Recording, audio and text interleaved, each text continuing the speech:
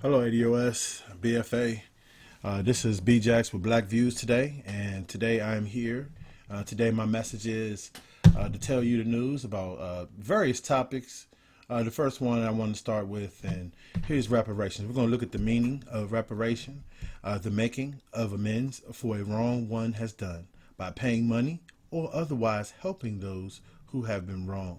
Okay, so that's just reparations. Okay, and there's no doubt about it that black people have been harmed, and black people deserve reparations. ADOS, BFA, whichever one you want to call yourself. If you're a foundational black, or once again, your ancestors were born here. I'm sorry, your ancestors served slavery here, and you are descendants of that slavery in America. Nowhere else, slavery in America. So this is reparations, the amends of making a wrong.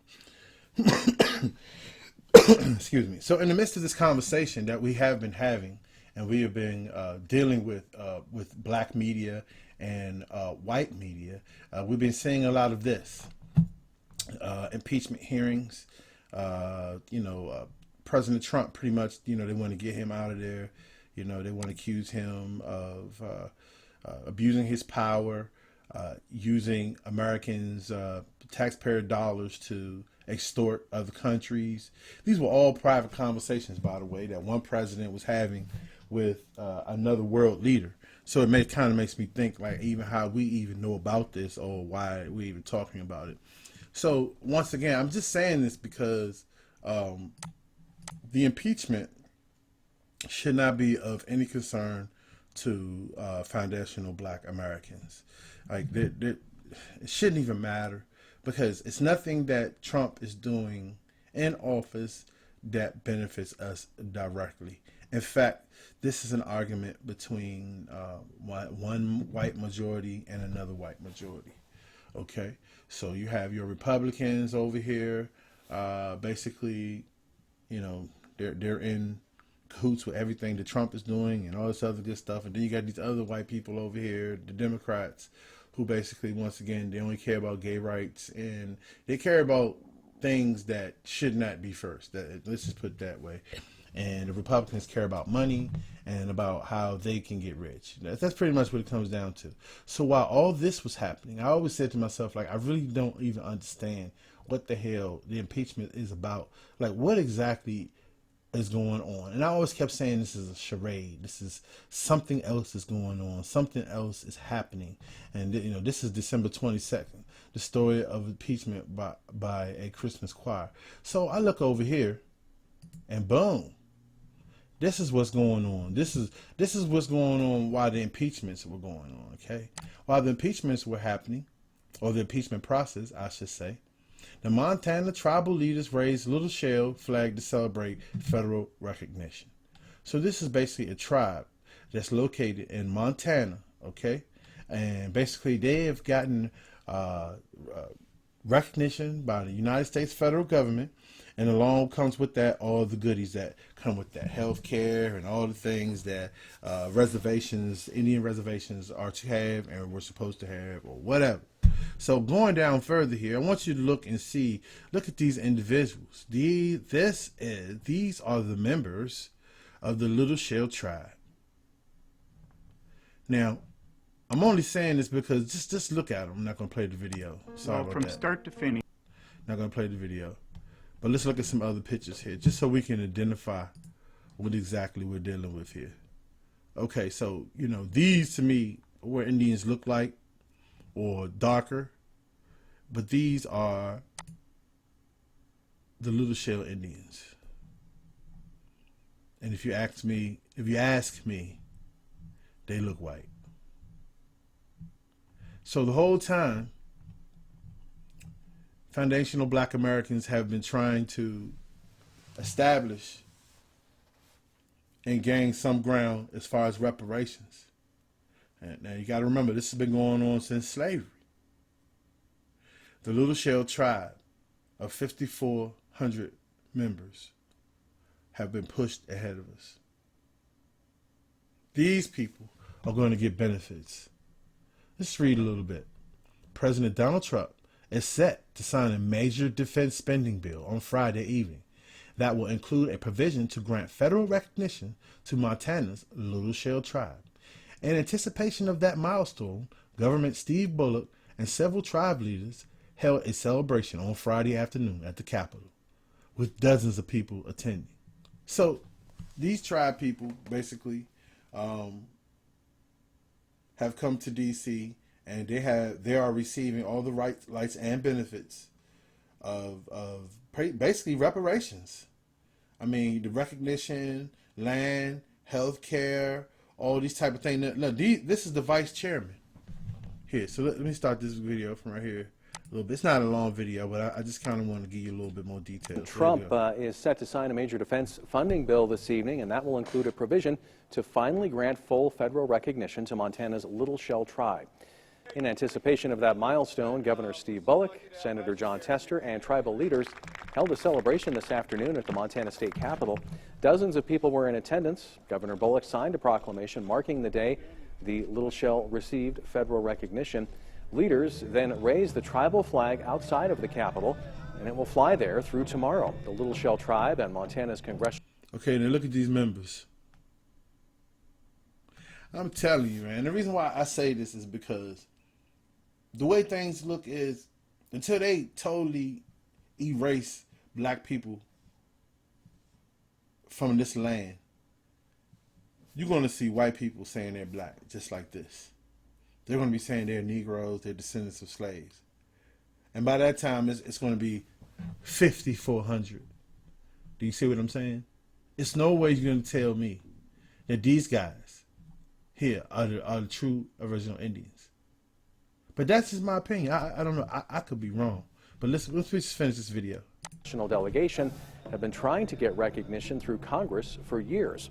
Tribal leaders say it will give them access to important support for things like education and health care.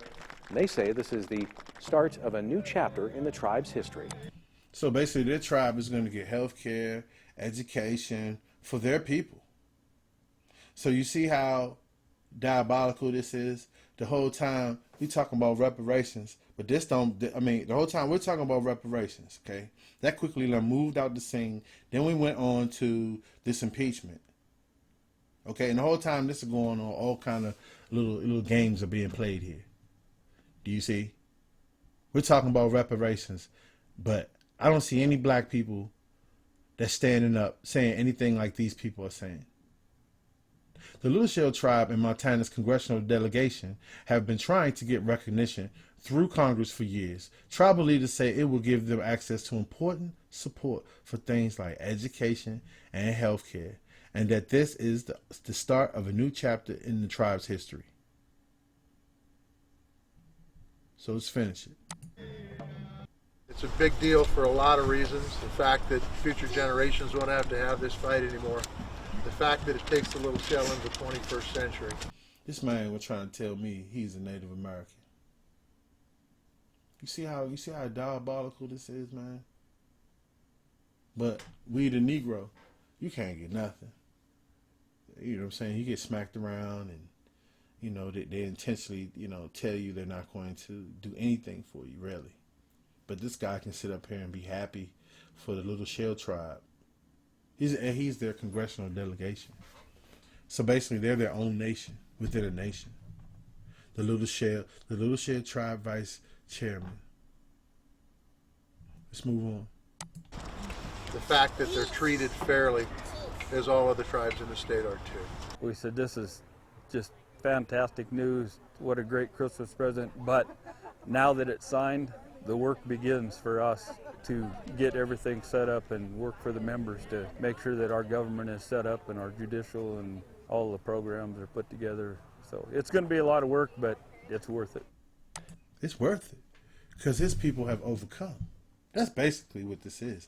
This tribe has overcome because they have been able to get the things that they need to build their judicial system, to build their government within a nation. But if some black people start talking like this and start wanting to have a government of our own, then we got the CIA, we got the FBI, and we have all these different agencies that's going to be breathing down our necks. Then they'll be trying to infiltrate these organizations with other criminals who will try to basically make it as though there's some crime activity going on. Guns and things that we should not be having will be sought out, and then they will destroy whatever, I guess whatever organization that it may be. But that's not happening with us because we are those people. This is not an organization. We actually exist. We are the people, the descendants of the slaves of America. So why isn't our tribe? Why aren't we being sought or being considered for these things? But for those of you that's going to sit there and say, well, they gave you HBCU, that's crazy because every black person doesn't go to school or may not even be qualified for school. Why don't they say things like we're going to fully federally fund black schools and black neighborhoods? Why don't they say that? Because that's where it's really starting right there. Do you see what I'm saying? It's starting on the high school levels. That's where the actual the hub is for kids to come in and go right into prison. So you got to fix that. That will be something nice. That will also be part of reparations. Reparations won't just be things like that, but it will also be cash. It will also be cash put aside for things like properties, purchase of properties, education, and all types of other things. Reparation is deep, man. It affects a lot of things. All the things that were done to us as a people affect us now. So reparations need to be the same way, 360, to assist us and ascend us to where we should be as a people. Fundamental black Americans. Okay? Descendants of American slaves. You know who that is, and you know who we are. All right, so enough of this. Just wanted to talk to you about and let you see how things go underhanded. And look, this is on the 20th. It was updated on the 22nd. Okay, so these things are happening while the impeachment is going on. He's signing these things. While we're sitting here talking about reparation and arguing with bootlicks and buffoons that are put before us, this is what's happening. This is real stuff. This is not a fantasy. This is not some type of scapegoat or something that I'm making up. Look this up. Look, this on KRTV. This real. This is really happening in America. Black people are underfunded and black people are not being invested in, but others that can make up anything and just come up and say, hey, yeah, we the Chippewa tribe. We want our reservation, we want our money. And they get it. And those people think this is fair. I want you to read this right here to you. In addition to allowing the little shell access to the federal funding, and services through agencies like the Bureau of Indian Affairs and Indian Health Services, the legislation also states the U.S. Department of Interior shall acquire 200 acres. They're going to acquire this. 200. So this could be eminent domain. This could be something that's already owned by per se black people, because it always seems to be eminent domain on black people, and serve as the land base for the tribe. So imagine this.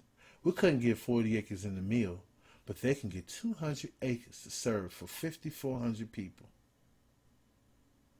Imagine that.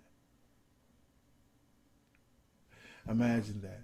And I didn't even do the math, but if you do the math and you look at it, I mean, that's what 5,400, 200 into 54, 25, 27 acres per person. Per person? That's money. That's game right there. And that's how our stuff's supposed to be. But we get tricked all the time. There's no Democrats saying anything about this. In fact, Democrats and Republicans work together to make this happen. Look here. U.S. Senator John Tester, Democrat, Montana. U.S. Senator Steve Daines, Republican, Montana. They work together to get this done for their people. So you can't tell me that senators and state representatives and so forth that are black can't do this for black people. They found a way to give, to make some white people, Native Americans, and give them some land.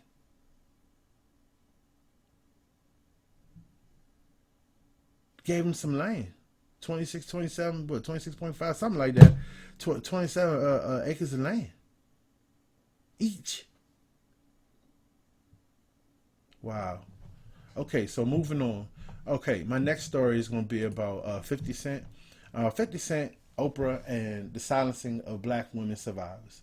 Well, as you know, Oprah has been making various documentaries, in particular about black people. You know, look, Michael Jackson, R. Kelly, Cosby. Look, all these black entertainers, for some reason, seem to and now Russell Simmons seem to be getting a documentary made by Oprah. Now, I wouldn't be so skeptical if she had at least one white person in there. Some white person to offset it, to make it appear as if, she's doing a job that's across the board. But as you can see, it almost seems as if her and her comrades are used to smear black men. I mean, you can put it how you want to put it, but these are the facts. It's not anything I'm making up. And of course, the major media stations aren't going to cover that, and they're not going to talk that way. Okay, because they are put in place to obviously demonize black men. So let's read a little bit. 50 Cent wants his 25 million Instagram followers to know that Oprah Winfrey is going after black men. After its announcement last week that Winfrey will be executive producing a documentary about sexual misconduct allegations against Russell Simmons, the rapper called her out for choosing the hip-hop mogul as a subject for her new project, and not instead white movie producer Harvey Weinstein. I just want to know why she is only going after her own. 50 Cent wrote in one of several Instagram posts on that matter. When it's clear the penalties have been far from extreme for African American men. So basically, once again, they use our own, and they use people like Oprah Winfrey for her influence. Basically, she's made friends with the majority of people, white people. She's given them free cards. She recommends books to them that she thinks you should read. So she's gained the trust of a favored number of white people. When Oprah Winfrey talks, they kind of look to her as the person that can look inside the black community and decipher to them what exactly is going on. So they look for her as the representative to black communities. Oh, there's a black woman. Oh, look at Oprah. Oprah doesn't have these problems. Oh, Oprah's so great. So see what I'm saying? So she builds this trust factor with them. So now she's being used as a tool to create these documentaries to make black men look bad. And believe it or not, people can try to sit there and say, well, this and that, and this is a figment of our imagination and no one's doing this. But I'm showing you the facts here. And now you have other black men that are actually speaking out, and they see exactly what's going on. We're not just talking about this like just to get clicks or to get money. These are facts. And I would like to share this with other black people as well, because they need to know this stuff. Because the white media doesn't talk about this. The white media is looked at as the official word by tons of black people. When black people watch the news, they think that if it's not on the news, it's not official or it's not happening, and that's just far from the truth. In fact, the news is made up largely by 20-year-olds out of college. They actually sit there and write a script, and they put it up on the teleprompter, so that the news media personality is reading from it. And what they're doing is just adding personality to whatever's being said. So, in fact, they're not going to talk about this. They're not going to raise any questions about why Harvey Weinstein has not been taken into custody or charges have been filed. They're not going to ask any of these questions. You don't hear anything about Epstein anymore. It all goes away, man. Because this is what it's about. It's about what's cooking now, what's hot, And, a lot of black women today are, unfortunately, and most of them are women that are not of African American. They're not of the history. I'm sorry, the descendants of Black American slaves. They are women that come from other places, and basically what they do is they kind of bedwench in a way, like they sell themselves for black men. I'm sorry, for white men. What they have done is basically, in their mind, put themselves in a place that they feel that to be with white men will be success, and this is how they think. You got to think they're immigrants coming from somewhere else, so they feel that if they can sell their soul or sell themselves to a white person, that's a better life for them, because they're actually not Americans. They have not lived in America, and they have not been in situations where they were actually being called nigger or being discriminated because they're black for their skin. Most of those people, or white people, I should say rather, when they hear that accent, that accent reminds them of a vacation. They know they have been to their country and they have laid their foot up in ecstasy. So they're not a threat to them. So those people come here willing and ready to be the mouthpiece and stand in the place for whatever the white media wants them to do. They're ready. They're already ready to sell out and coon. And a lot of them can pass for us. If they can talk like us, learn to speak like us, they can be used as a tool to bear witness to just being fucked up, period. You understand what I'm saying? Like they're going to do things that aren't right, things that are not righteous. And so they'll be seen as, those are African Americans out here that's doing crazy things. When in fact, man, I mean, they don't even actually show real African American men on TV. They do it here and there, but those black men that you see on TV, they can't even compare to the ones you actually see in real life. You know what I'm saying? Your alphas, your alpha males, your bravo males. You know what I'm saying? The men that really care, and the men that are really trying to stand up for their communities. These men are not glorified. The only men, the black men that are glorified, are men that you may see in music videos. Okay, you see them on music videos. They're making music. They're dancing. They're doing incredible things like jumping. Okay, they're dunking the ball. All right, they're fighting. They're running fast. These are the things the capacities that they can only imagine to see black men in. When in fact, there are millions of black men that are in IT field, that are attorneys, lawyers. We're all over.